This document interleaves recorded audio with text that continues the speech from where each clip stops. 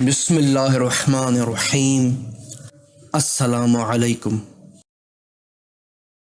خدا کیسا ہے؟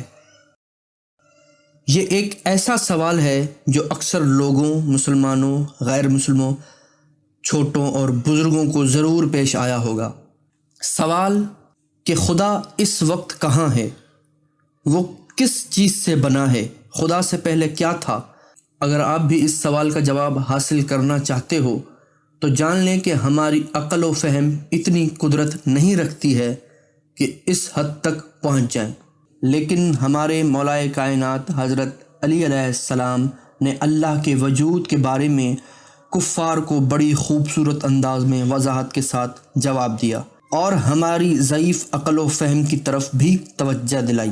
کفار کی طرف سے امام علی علیہ السلام سے سوال ہوا، آپ کا خدا کس سال اور کس تاریخ کو وجود میں آیا؟ امام علی علیہ السلام نے فرمایا، اللہ تعالیٰ کا وجود تاریخ اور زمان سے پہلے تھا۔ کفار نے پوچھا، یہ کیوں کر ہو سکتا ہے؟ کیونکہ ہر چیز کسی دوسری شے سے وجود میں آتی ہے یا تبدیل ہوتی ہے۔ حضرت علی علیہ السلام نے فرمایا، 3 سے پہلے کون سی عدد ہے؟ کفار نے جواب دیا، 2۔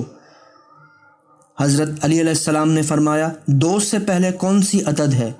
انہوں نے جواب دیا، 1۔ حضرت علی علیہ السلام نے پوچھا، اس سے پہلے؟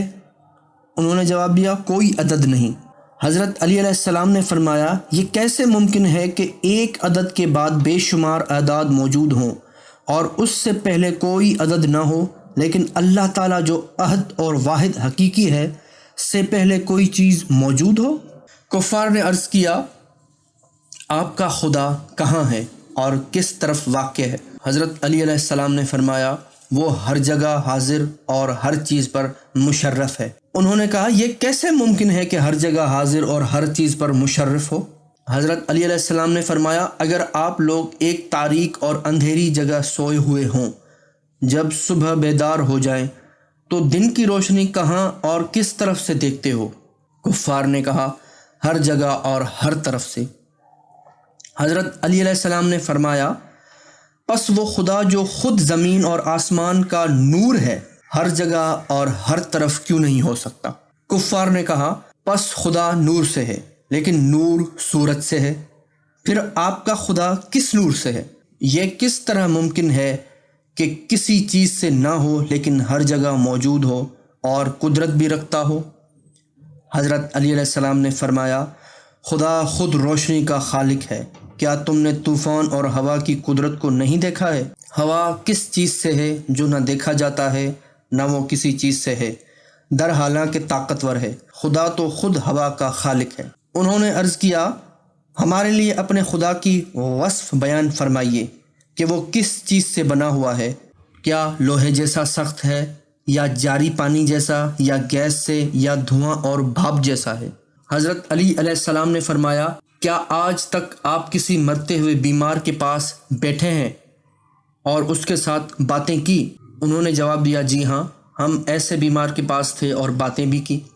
حضرت علی علیہ السلام نے فرمایا، کیا اس کے مرنے کے بعد بھی اس کے ساتھ باتیں کی؟ انہوں نے جواب دیا، نہیں، ایسا ممکن نہیں، کیونکہ وہ مر چکا ہے۔ حضرت علی علیہ السلام نے فرمایا، مردہ اور زندہ ہونے میں کیا فرق تھا کہ جس کے بعد کلام اور حرکت کرنے پر قدرت نہیں رکھتا تھا؟ انہوں نے کہا، روح اس کے بدن سے خارج ہوئی۔ حضرت علی علیہ السلام نے فرمایا، آپ وہاں پر موجود تھے اور کہتے ہو کہ روح اس کے بدن سے خارج ہوا اور مر گیا۔ اب اس روح کو جو آپ نے اپنی آنکھوں کے سامنے نکلتے ہوئے دیکھا، میرے لیے اس کی وصف بیان کریں کہ وہ کس جنس سے تھی اور کیسی تھی۔ یہ سن کر سب خاموش ہو گئے۔